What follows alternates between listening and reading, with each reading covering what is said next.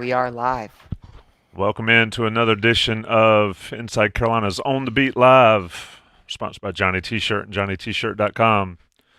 All right, straight out the gate for folks. I'm trying out a new headset with a new microphone, so please let us know in the chat that everything sounds good because we are very concerned and very interested in having the audio and visual effect, even though I can't do much about the visual effect, making sure it sounds good for everybody.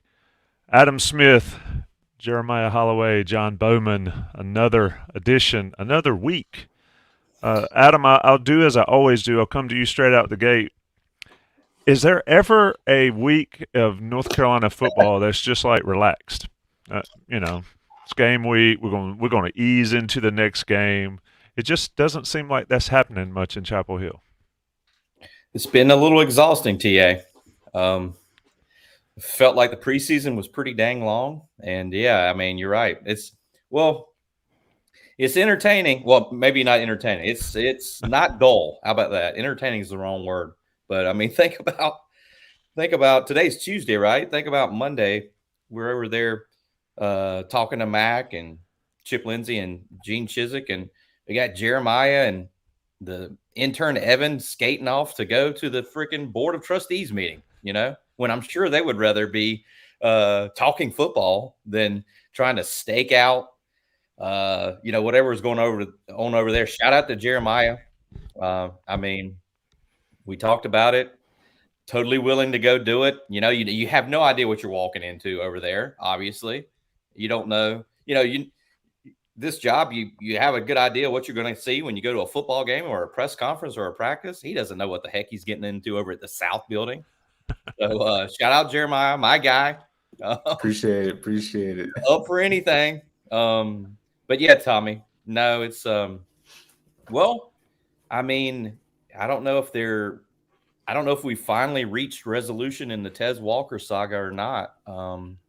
But yeah, it's been eventful.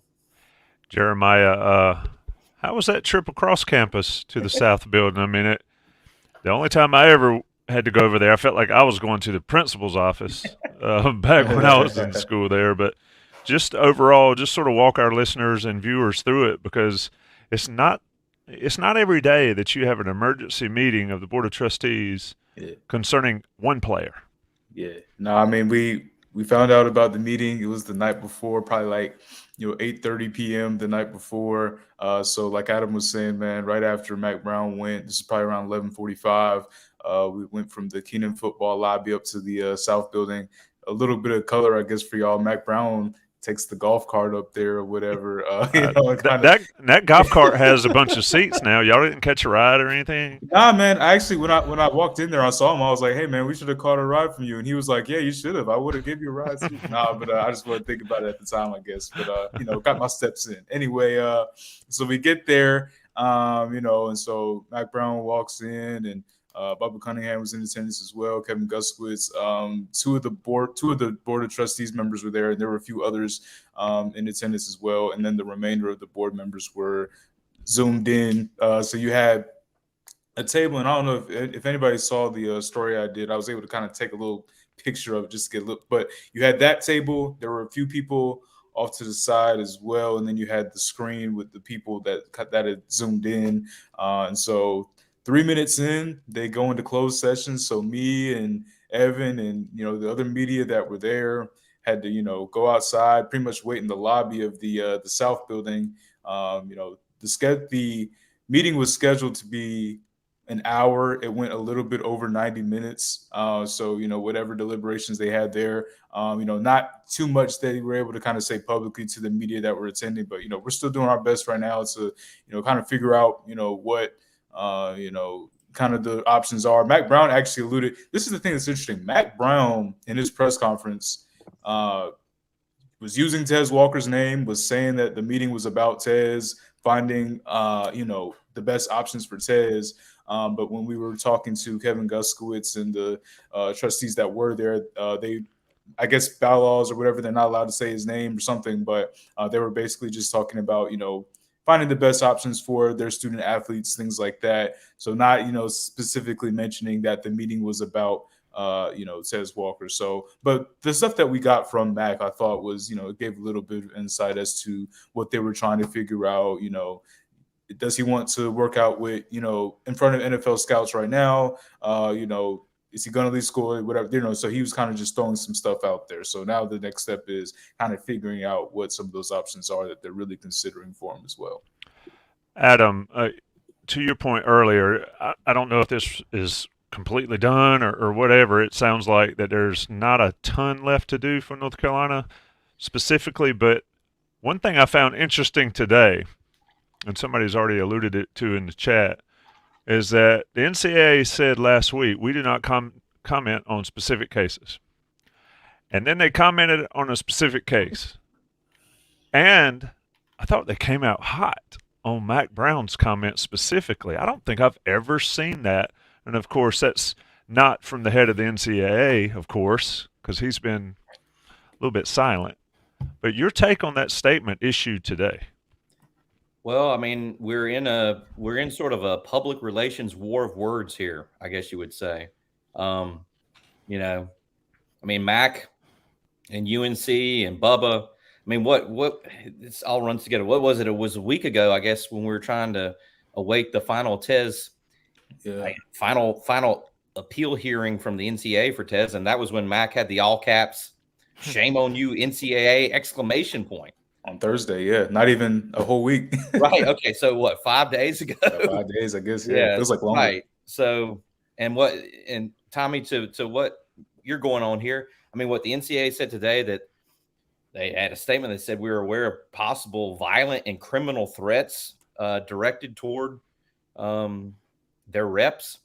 I mean, like, for instance, the committee that heard Tez's final appeal, you can find all those people's names and where they work and what their jobs are. The chair of that particular committee was from James Madison. So, in this age, in this internet age, I'm sure people have been tracked down. And let's say it right now. I mean, the beauty of social media is that you can reach out and touch anybody across the world. The ugliness of social media is that crap like this happens. I mean, those folks have jobs to do. They did their job, whatever. Anybody threatening anybody. And, that's what they said happened. I have no doubt that they've received a lot of ugliness, but the bottom line is, folks, be better. If you're out there doing that type thing, be better. Hold accountable and all that stuff, but threats and all that, yeah, we're not vibing with that. And sorry to cut you off, Adam, but I just want to make people understand that none of that is good for anybody.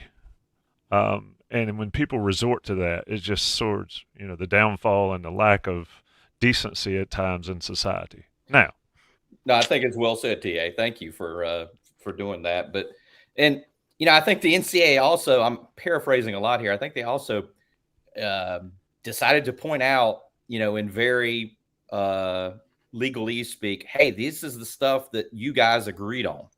That's kind of what the NCAA always likes to do in these matters. By the way, UNC, you are an NCAA member institution. All the schools agreed to these guidelines and rules. So I think that was another thing that the NCAA was sort of wagging their finger at Carolina about was, this is stuff that you voted on, that you agreed on. So I don't know where UNC goes from that Board of Trustees meeting. I mean, Jeremiah reported on it. We have heard, we've tried to do a lot of digging on this. We've heard some sources have said that was just for show, that Carolina knows they don't have another avenue, and that was public posturing. I don't know that to be true. I'm saying that's what some people are saying that we talked to, but it's a whole big mess. And Mac, I think if you read Evan's story from Mac Brown Live, Mac said on his radio show last night that I don't think he'll play this year. He qualified that by also saying, I'm not a legal expert. I don't know the law.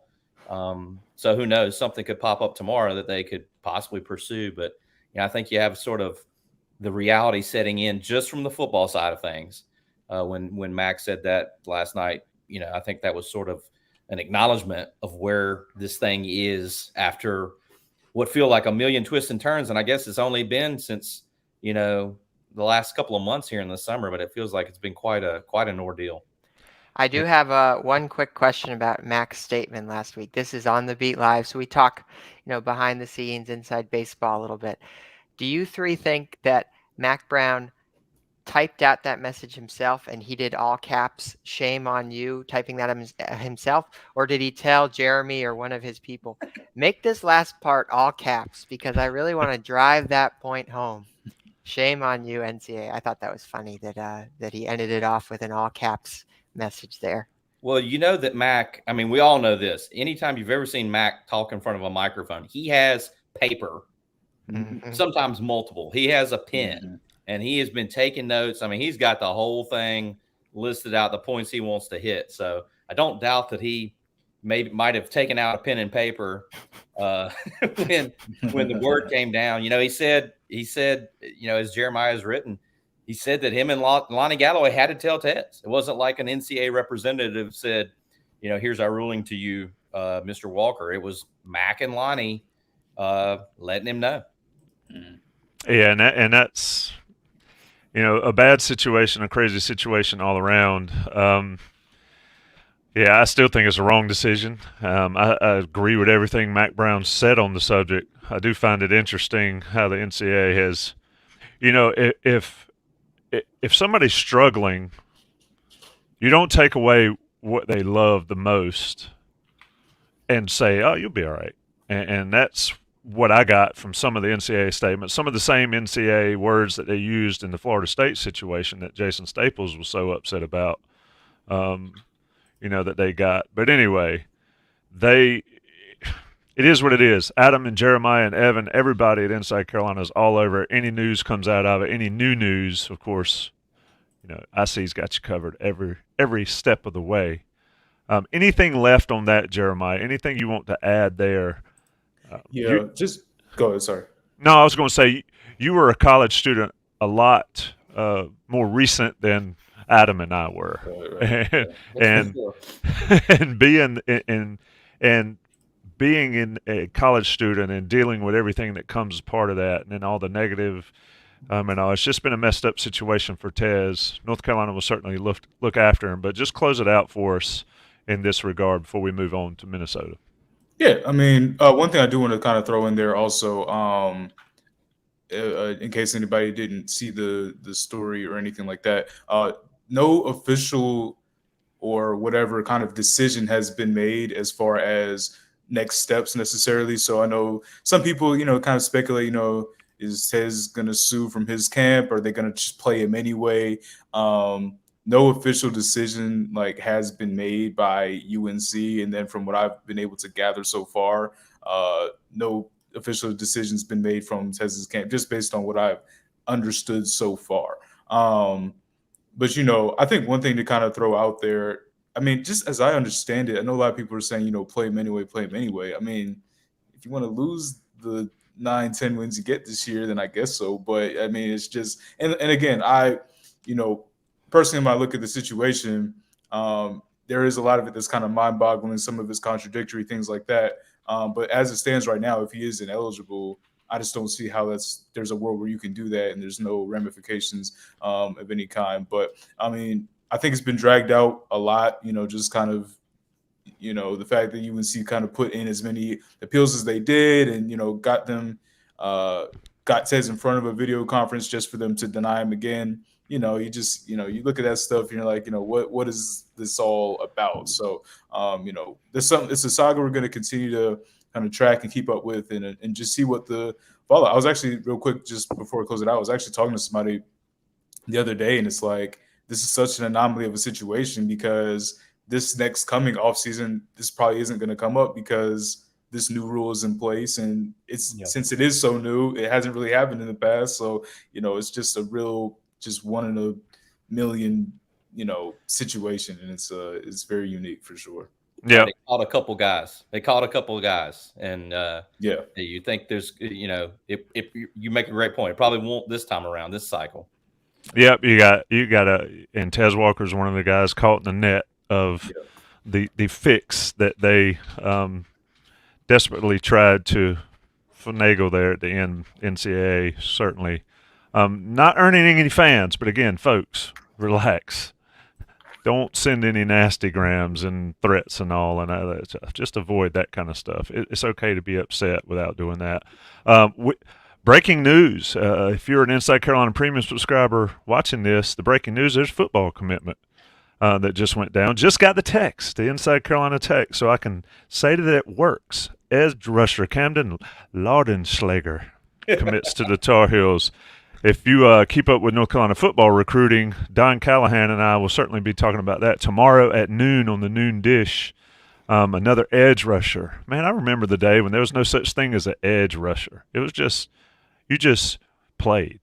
I don't remember Robert Quinn ever being called an edge rusher, and he was certainly one of the best off the edge. Anyway, Adam, somewhere I want to go here before we get too far afield is this notion that Drake and Chip Lindsey, or Chip Lindsey is ruining, quote unquote, ruining Drake's Heisman race. I've seen it a lot on social media. I've seen it some on the message boards.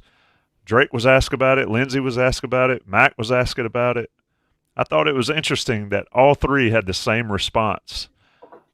Just win games. Adam, your take on this that has come up repeatedly in the last couple of weeks. It's an interesting situation. I think that I was going to make a joke, and I didn't want to rile up our guy Jeremy Sharp, who's usually watching. I was going to say, well, Chip blames Drake, and the reason which is a joke. The reason I was going to say that was Chip. When we were talking to Chip on Monday, he mentioned, which I'm very glad he did because we were able to ask Drake about it today. Tommy, you and I are jonesing to ask the same question. Our older ears got excited about that when Chip said it, but Chip had said that in the App State game that Drake, they counted, this is what Chip said, 8 times that Drake checked out of a pass play into a run play, pre-snap before the ball was snapped. So I thought that was super interesting. And of course we were sort of eager to ask Drake about that. And he said he hadn't totally counted it up. But he was saying, when you're getting the looks that you're getting, it makes all the sense in the world to run the ball. UNC had 319 yards rushing, I think. And obviously Omarion Hampton went crazy. Nugget, this is slightly off topic, but I'll get back up to what you asked me. I was reading some stuff before we came on, and the guys with the top two rushers from week 2 in college football will be playing each other this week. Omarion Hampton had the most yards last week of anybody, and a guy named, I wrote it down, Darius Taylor of Minnesota went for 193 on Eastern Michigan, which somehow he got 33 carries against Eastern Michigan and won the week before in the opener against Nebraska. BJ Fleck, what you doing, guy? No, I'm just not want to tell him how to row his boat. But back to Drake. Yeah, I think you're torn if you're a UNC fan, because I think that an improved running game and less of a massive load on Drake's shoulders is better long-term in terms of your probably your one-loss record, where you are in November. Drake's not exhausted. But it was so super cool to see those numbers that Drake put up the first 8 or 9 games of last year. I've written about it some in the game scoops after the games.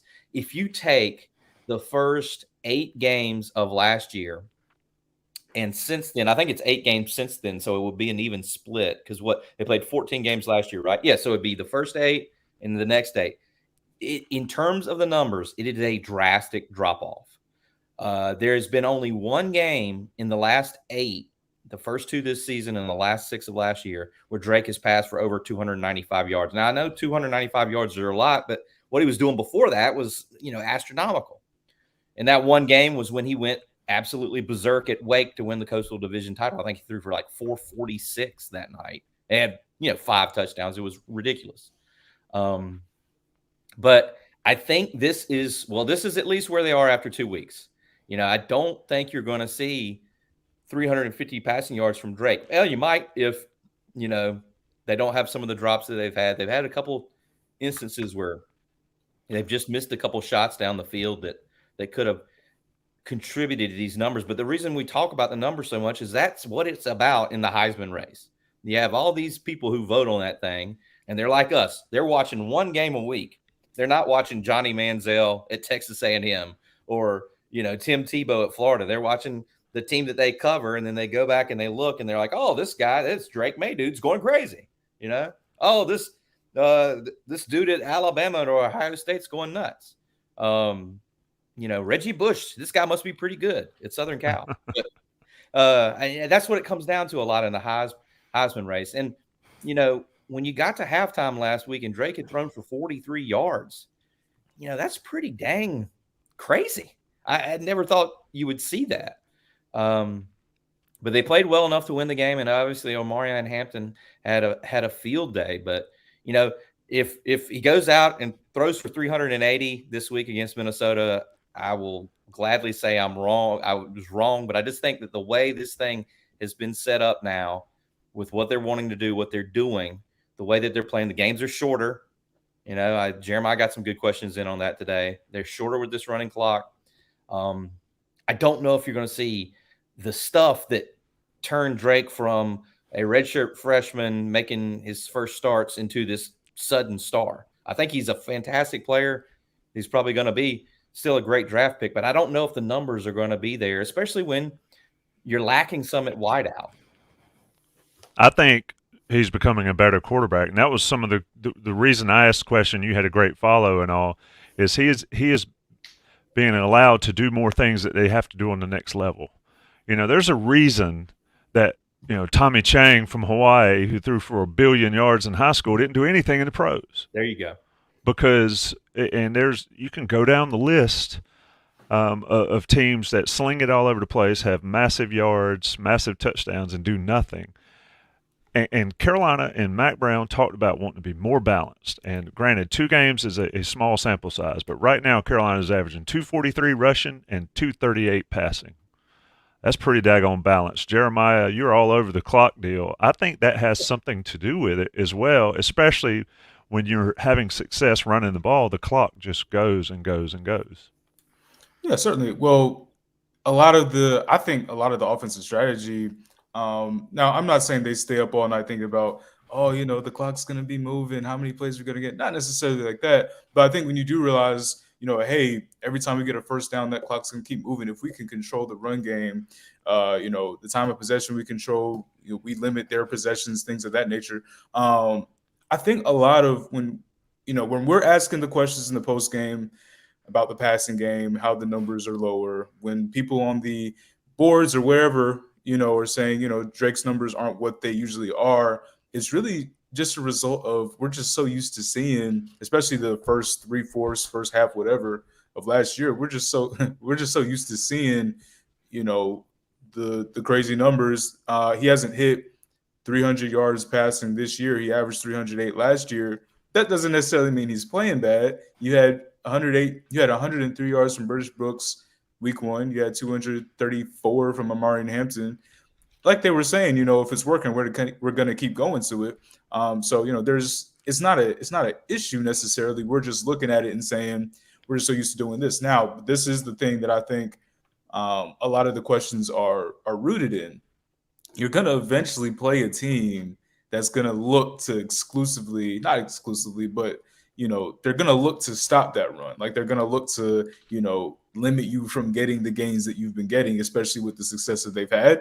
When that happens, people want to know, hey, we can still go over the top. And they've shown that they can at times. J.J. Jones had the 57-yard catch last week. The Pacor one, it was like the slide little fade he got, so there have been opportunities. They've shown it. We know what Drake Maye's talent is. Nobody's saying Drake Maye is falling off, but I think people just, since they're so used to seeing the passing attack being so dangerous, that's why they're asking him whenever they do get to a situation where the running backs aren't getting 100+ yards. They're going to need to be able to go over the top. They're going to have to be able to trust that some of these receivers are going to be able to do that.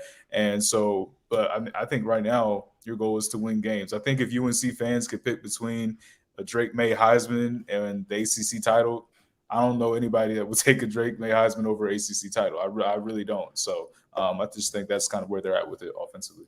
I know one person that wouldn't, and that's Drake Maye. He wants to win a championship. We should do an IC poll. Yeah. Heisman or ACC title? I 100% would bet that everybody in that football center would like that ACC title over a Heisman. Now, granted, you win the ACC title and the Heisman might be somewhere behind it, but Drake Maye is becoming a better quarterback now, I think. At least that's what it looks like to me. I had a stat. I forgot it. I was going to get it in here before John, but John, jump in here with me and bail me out because I do not have the password to get into the website that I was trying to find the stat. Hey, we've all been there, Tommy. How the sausage is made right now. I think when you look at some of the NFL draft Twitter experts, I think they have been impressed too. The fact that Drake Maye has played within a structure this season and he still flashed all the skills that made him such a hot draft prospect last year. You can sort of contrast that to what Caleb Williams is doing, for example, at USC, where he has all these highlight plays, but it's a little bit less of a structure. And when an NFL team is looking at that, they're seeing sort of the difference between those two quarterbacks and what Drake Maye is doing, playing within an offense, hitting his first and second reads and showing off all that arm talent. I think he's not putting himself in a bad spot.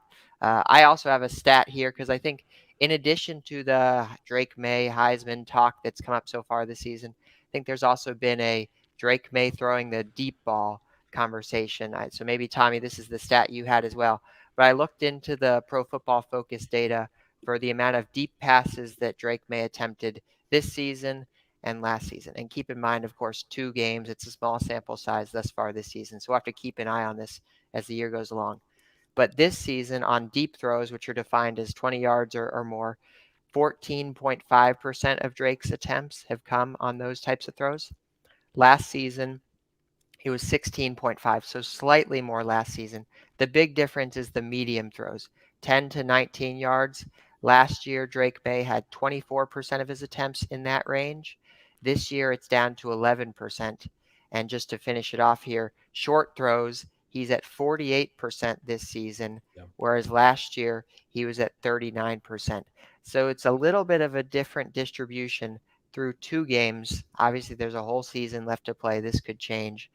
He's still a very highly graded quarterback on those deep throws. He has 4 big-time throws of plus 20 yards. So he's still very effective at those deep shots. He maybe just hasn't taken as many in 2 games so far this season.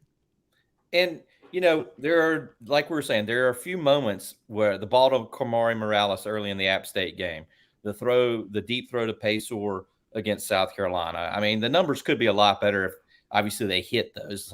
They were there. Some of those were there. And just what I was going to add real quick was Jeremiah had me thinking when he mentioned that whatever slot corner that Paysor ran to score against South Carolina. I'm going back to the checking at the line of scrimmage. Drake told us today. I was so glad that we asked him.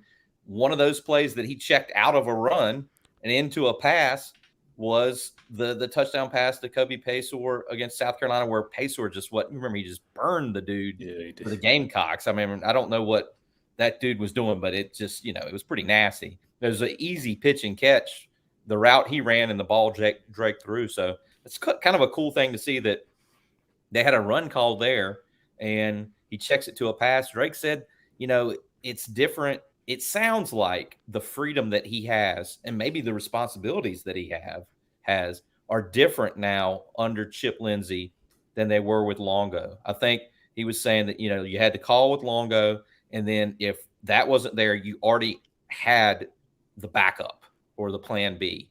And it sounds like he has a lot more freedom in this offense, or however they're delegating it, to do more, maybe deviate more. So it's something to watch. And as Tommy was talking about Drake becoming a more polished passer, I think that's what you see at the NFL level all the time. I mean, how many times in the world was Peyton Manning hollering Omaha and checking to something. Mm-hmm. It seems like that's what you have to be able to do at the next level. Yeah, without question, that is a big part of it. Let's talk about Johnny T-Shirt, JohnnyT-Shirt.com. We are exactly 30 minutes in right now. So Johnny T-Shirt is your go-to if you're an Inside Carolina Premium subscriber. I think today was double discount days. So I don't know if that's still available, but get in. If it is, you got a little bit of time before midnight.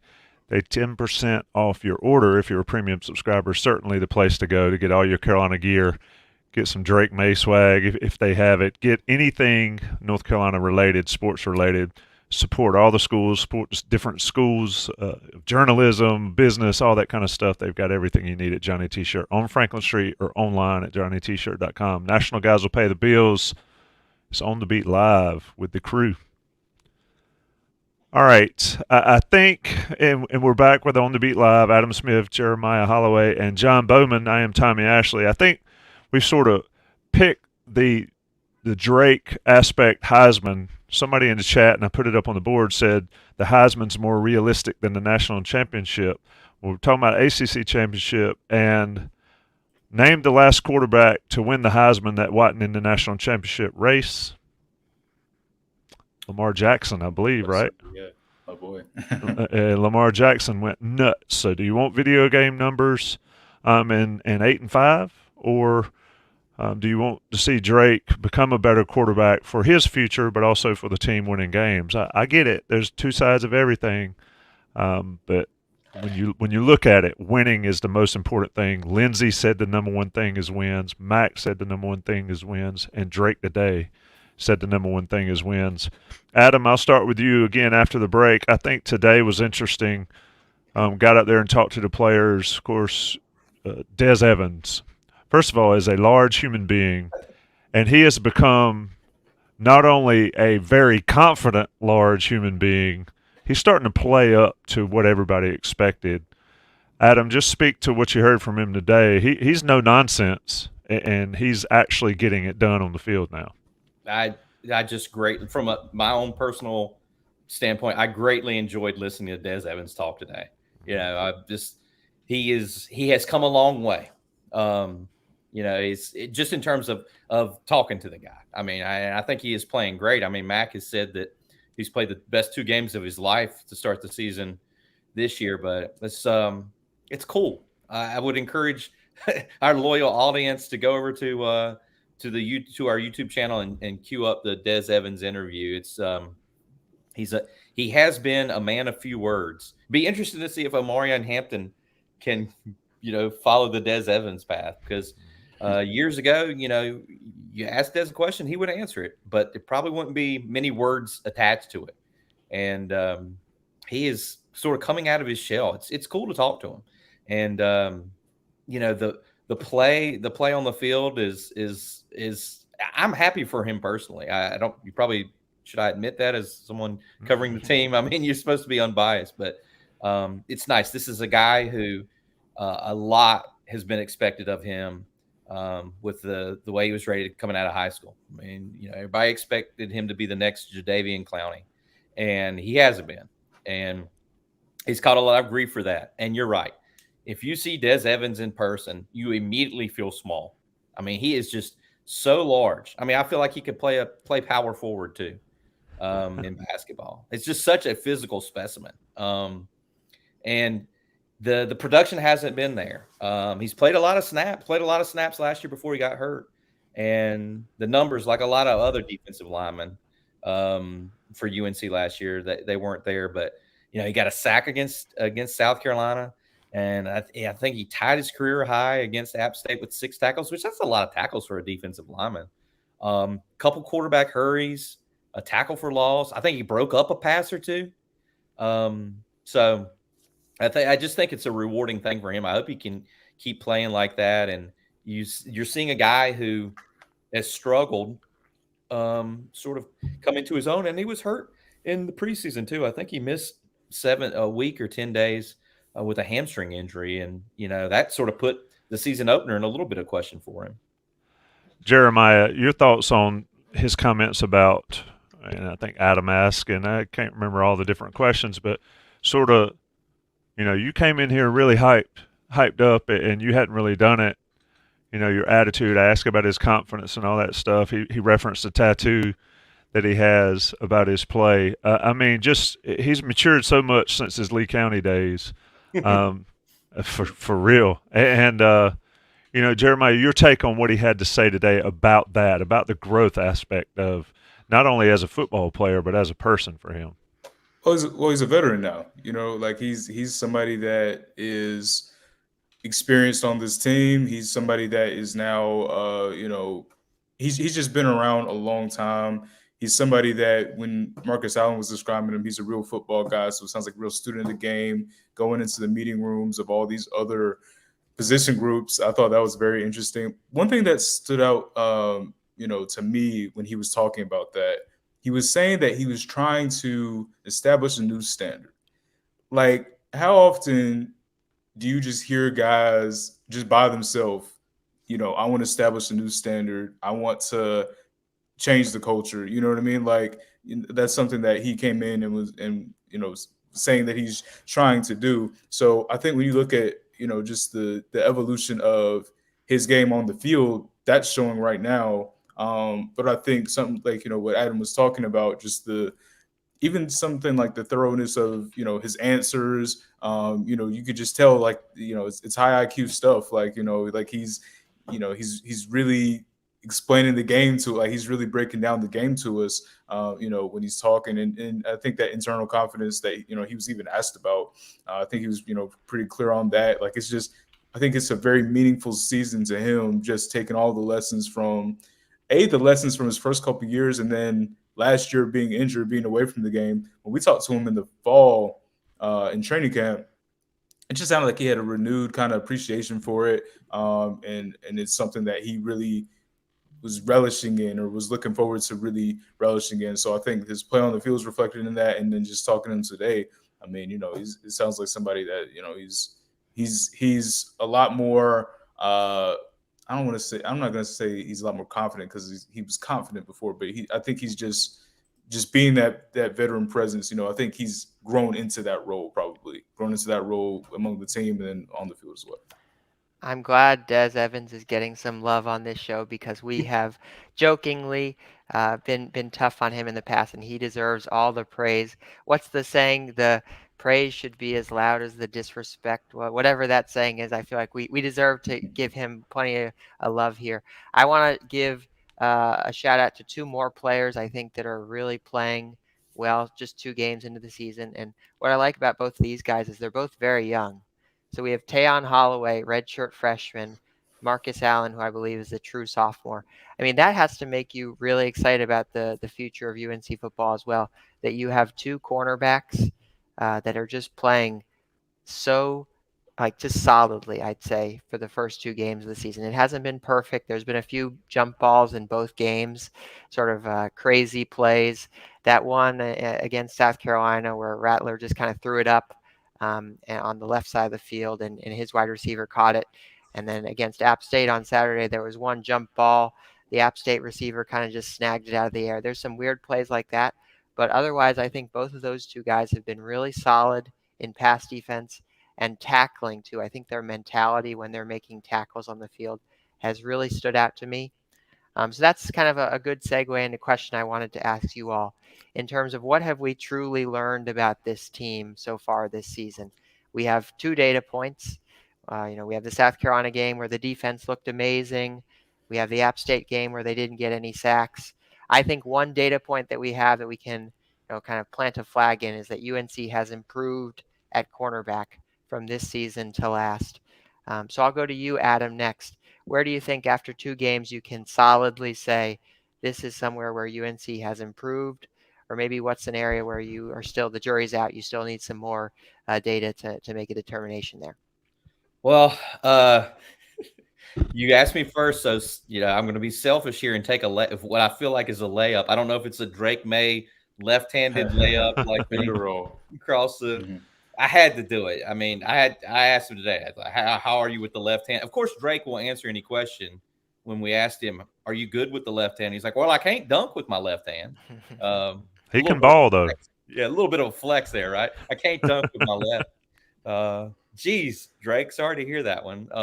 6'6" and can't dunk with your left. Come on, man. No, he's not playing. But I would say, John, sorry to deviate there, but I do feel like it's a little bit of a layup. I would say the defensive line.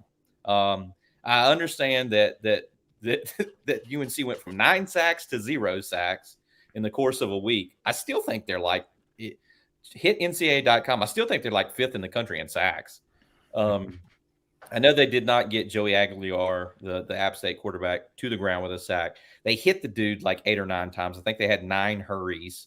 They got some hits on him. The one, Cedric Gray was all in his face on the pick that Don Chapman had. I think Rucker was in there. I think Rucker was in there on the very final play, the 4th down play that was the incompletion. I'm pretty sure, if I'm remembering that correctly. And they didn't get any sacks, but they did get some pressure back there last week. But yeah, I just think I would think that's the area that has seen some growth at least through 2 weeks. I feel like they're deep. One of the guys in the chat, if you can pull it up, was asking about Miles Murphy. Yeah, I mean, he's there it is. Scott Holland, our guy Scott Holland, showing love from Greensboro. No, he's fine. I mean, Miles has played and started the first 2 games. They really have a rotation going on in there where, you have Miles Murphy and KJ Hester, Kevin Hester Jr. there on at the tackle spots, the 3 tech and the nose guard. And then they bring in, Tamari Fox. They get Javari Ritzy in there inside, and you got Dez Evans on the outside, and Rucker and Amari Gaynor can come in for Rucker, and Bo Atkinson and Jacoby Cowan can come in for Dez Evans. I mean, I think they're deep there, and I think they're right now. Rucker played a lot of snaps the other day against App, but I think right now they're able to keep. I think Gene Chizik mentioned that they've been able to keep guys fresh by sort of not limiting, but managing their snaps there. So I'll take the defensive line, and you have to give me a harder question sometime. I'd probably push back a little bit on the interior defensive line. Okay. I don't think they did a whole lot against App. Now, that's one of those positions where you don't really notice, and they don't get a lot of credit. So, I'd probably defer to Jason Staples on his film breakdowns on that. But somebody mentioned tackling. I think physicality at corner has been significantly better than it was at any point in the last 2 years. And I'm not going to get into the personnel there, but it's pretty clear that this group of guys are more physical on the edge, and I think that matters because if you've got a corner that can tackle in space like Huzzy did, I think on the 3rd down play, there on the left. I mean, that's something we just there were some whiffs the last couple years. We did not see that at all in the last couple of years, especially last year. I mean, I haven't seen any business decisions being made on the corners this year, and that's a good thing for North Carolina. Jeremiah, your take on John's question. Yeah, John, was it position group or just area improvement? You can take it any way you want. Yeah. You get a freebie. Yeah, I think there's just better. I think there's less pressure offensively on Drake Maye and what he has to do. Reason I bring that up is because this was particularly true in the first game with the 9 guys that caught passes, and then obviously British did what he did. We've talked already about Drake Maye not having high statistical games, but I think a lot of that is just the way that Chip Lindsey has kind of been calling these games. He hasn't been putting the ball in harm's way necessarily. UNC hasn't had too many turnovers. I guess they really just had the 2 against South Carolina.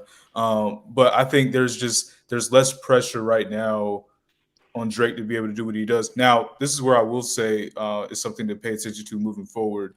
Amari Hampton had the game of games on Saturday. Obviously against South Carolina, the yards per carry weren't there. He had the 2 touchdowns, but it was about 2.3 yards per carry otherwise. And he had a good amount of carries in that game too. So they've talked a lot about they feel like they have some depth and some options at running back because we haven't talked too much about Elijah Green, who was yardage-wise the leading rusher at running back last year. And we obviously know that he has game too, but they've been resorting obviously a lot more to Hampton and to Brooks. Elijah Hood scored a touchdown too. So I think the thing to keep in mind with there is can you have those guys consistently? Can you put in 2 or 3 guys a game that can get you 5 4 yards a carry. You know, you're obviously not going to – everybody's not getting 25 touches a game at running back, but can you have guys that you can kind of switch them out when you need to? They don't seem to be doing it by committee too much. British Brooks got the lion's share of the carries, you know, against South Carolina, and obviously Hampton got the lion's share on Saturday. But I think overall, just the way that Chip Lindsey's been getting guys involved, I know he was a little bit limited with Copenhagen last week because he's playing with that big club on his hand. It's funny, we were watching Copenhagen, man. He was warming up, catching some passes. He had a brace on that, I believe it's the right hand. So he had a brace, catching passes a little bit, then they roll him out in uniform. He's got the club on. So, you know, that'll be something to keep in mind down the line. But I think they're still figuring out a little bit that offensive identity. Again, can they work the middle of the field a little bit more? The deep shots, I'm glad John brought up the percentages. I didn't think it was even that close. I thought it was, you know, I didn't realize it was that close as far as just how slight that drop-off was. I think a lot of it is because so much of it's been so short and there hasn't really been a lot in the middle. So it just feels like they just never go deep. But I would say just the ability to get different guys involved and the ability to kind of control the game, control the possessions, control the clock a little bit more, I think is something I think is improved. Yeah, I totally agree there. I want to turn our attention to Minnesota for the last 10 minutes of the show here. And also, anyone listening, get some questions in. We can answer those here in the last 10 minutes. Minnesota is a game that I've had circled on the calendar for a while just because of how little attention it's gotten all offseason. Even this week, feels like we haven't been talking collectively that much about Minnesota. I want to make sure I get this stat in here. Minnesota, you can make an argument for this, is the best defense UNC will play all season, which is kind of crazy to say, but the numbers back that up. They are 6th in defensive S&P plus. That's Bill Connolly's stat from ESPN. For reference, I'll throw a few others out here. Syracuse currently is 27th. Miami is 22nd. Clemson is in the 30s, I believe. So Minnesota ranked 6th. It's kind of an interesting game. I wouldn't quite qualify it as a trap game, but it's definitely going to be a challenge for UNC. So I'll go to Adam first again on this one. When you were listening to the press conferences yesterday and today, what stood out to you in terms of how the team's mindset is going into Minnesota, or how they just talked about this game? Well, John, first of all, great stats. I would say that Minnesota has not played Kurt Warner's St. Louis Rams. Torrey Holt and Isaac Bruce and Marshall Faulk are not running around for who have they played? Nebraska and Eastern Michigan. So, you know, they've played 2 games. But, yeah, the numbers are good. I think Minnesota's only given up 1 touchdown on defense. They gave up a touchdown in Nebraska. Eastern Michigan kicked 2 field goals, did not get in the end zone. Mac underlined it on Monday that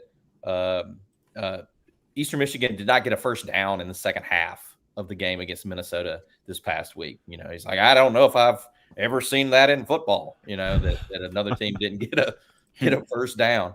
I don't know how good Eastern Michigan is. We can ask our guy Ross Martin. He's up there. I don't know if he's in Ypsilanti or wherever it is, but we can check him out. Well,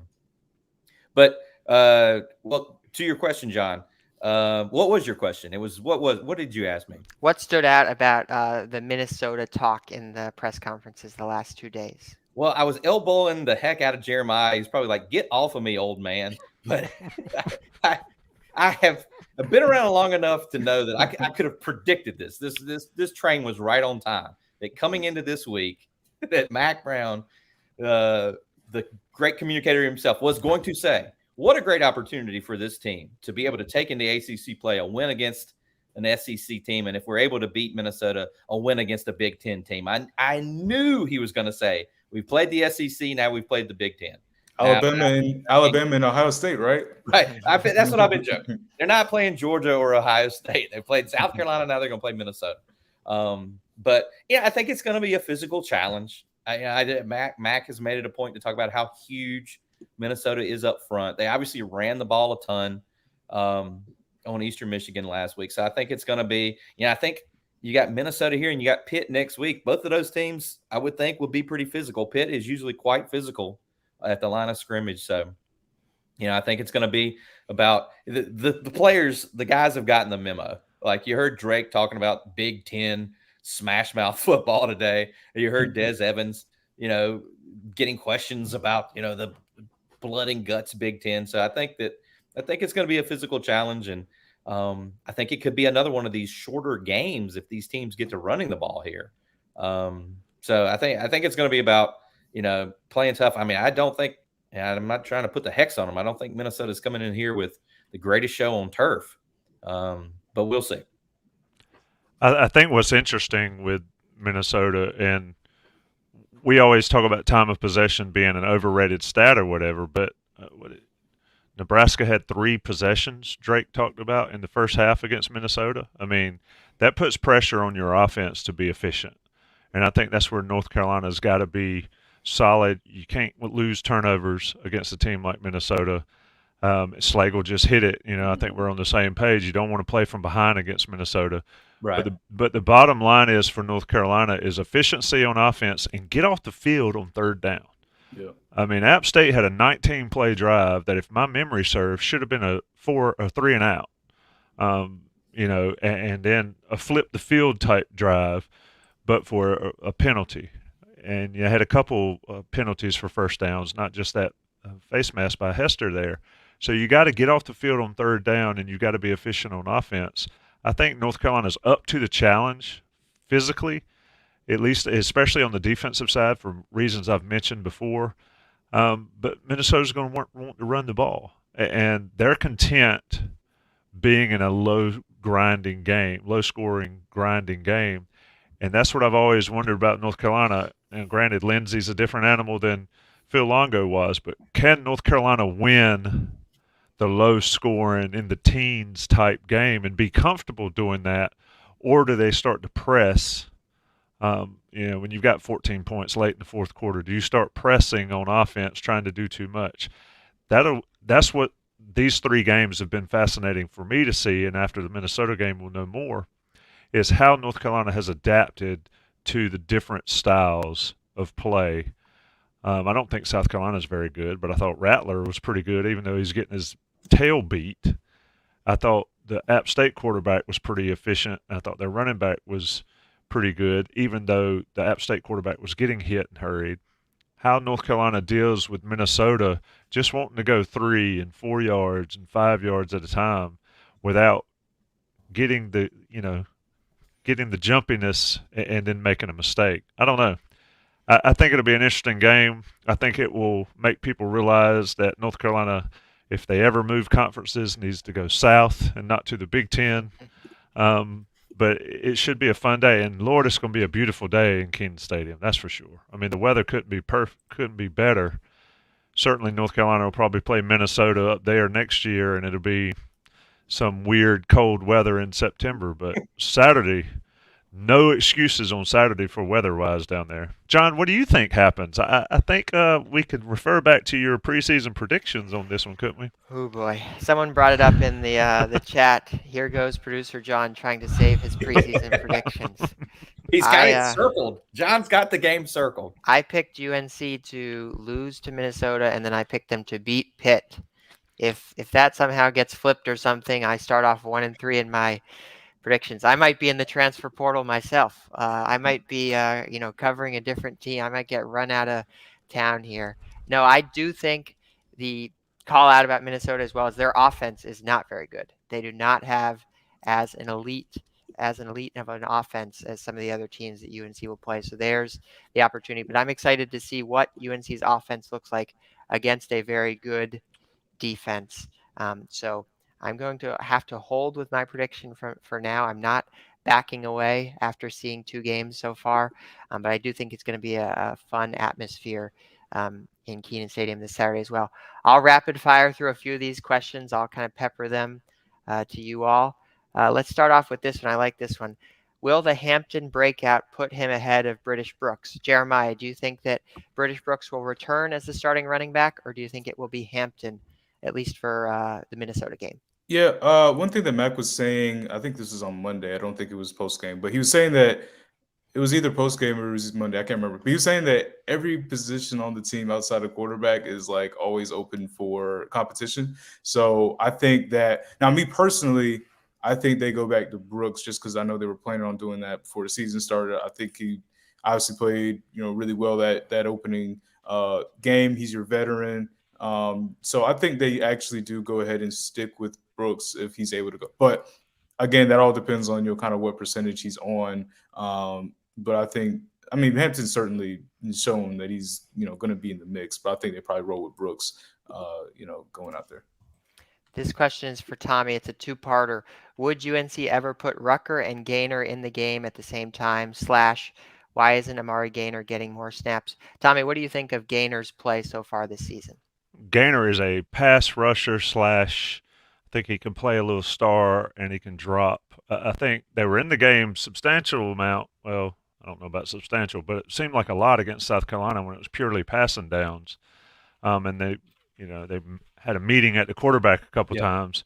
But against App State, it was a different ball game. And one reason I'd like to see Gaynor get more snaps is because Rutgers getting so many already. I mean, he had 80 against App. I think that's a lot on him. That's too many. But then you have the question is, can we take our best defensive player off the field?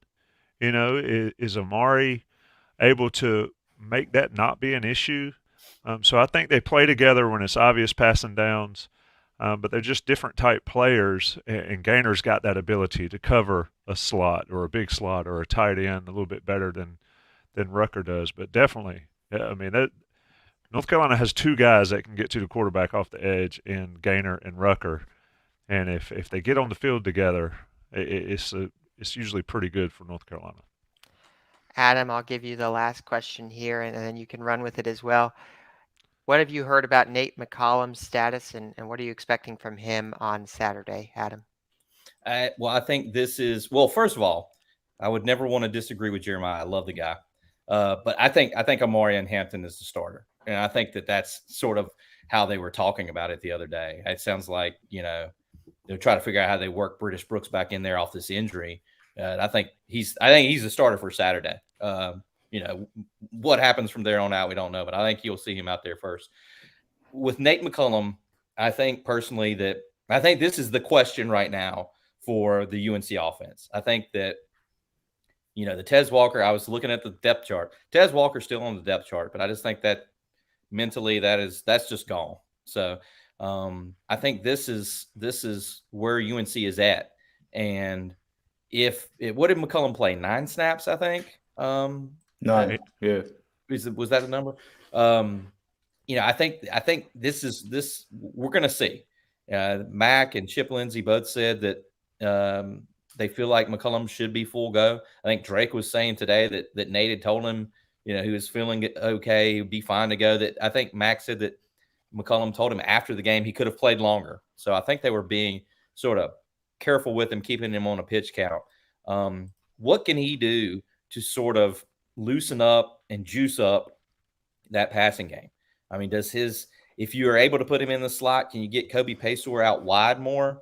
And maybe that can help you some. I think he's the X factor right now because they're sort of established in that Paysour, J.J. Jones, and Gavin Blackwell are their top 3 guys at wide out. So I think that's the one. I think that's the one to watch, how they're able to plug him in there and how they're able to use him. I was also thinking earlier, and this is a change of the subject, how many of our loyal audience lost money betting on UNC? I look at these lines before the games, and I mean, my God, they were a 19.5-point favorite over App. And I think everyone's feeling pretty confident coming off that South Carolina game. I think they're the 7.5-point favorite against Minnesota. I was just wondering, did anybody put their money down on the Tar Heels? And was it a bust for them? TA, you're shaking your head. You couldn't do it? I've been around long enough to know that I would never bet on Carolina football against the spread. It's just either way, when they're not favored, when they're favored, I'm just not doing it. It is a losing battle in my history there. It was a big number. 19.5 was a really big number. In a Against rivalry games against App State, in a game that, I mean, people are just asking to take you. Just if you're going to bet on a line like that in a game like that, just donate your money to a charity. Do something. John, anything left? I see a question we have not gotten to. Is this the proverbial favorite question of On the Beat Live? Jeremiah, you're new to the team here. What a Tell the name, people by the way. what your cookout order is. Yeah, man, it's been a minute since I've been to Cookout, man. I've stayed away from it a little bit, but honestly, I think my favorite combination, I like to go chicken quesadilla, then I like to go bacon wrap and onion rings. Got to get the Cookout sauce, and I get the sweet tea to go along with it as well. So that's usually that's probably my favorite combination. But it's been a while since I've been out there. It's a good question. Bacon wraps are solid. I'd get a tray full of bacon wraps if they do it. I heard the white cheddar cheese bites. Have any of you had those? Not from there. Not from there, but I've had them just in general. Those are good stuff. Yeah. It's basically a fried mozzarella stick cut up. Right. And let's stop talking about Cookout. I've been trying to avoid that. I've been on the Mac Brown diet, trying to lose weight.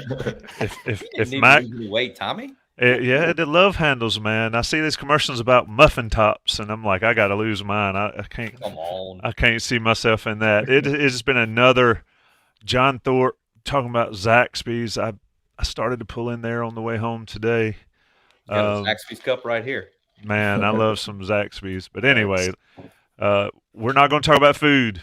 It's after. You got to stop eating at 8 o'clock on this diet. And it is after 10. That means we are done on the beat. Check out Noon Dish tomorrow, 12 o'clock noon with Don Callahan. Football commitment to talk about. Greg Barnes and I will be speaking to a Minnesota beat writer on Next Level. It won't be live, but we were. It's news to me until I actually read my text. Shout out Greg for getting that done.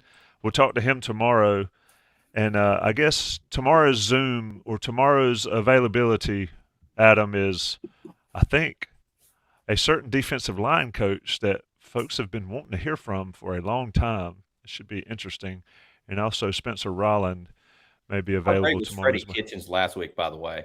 I mean, my gosh.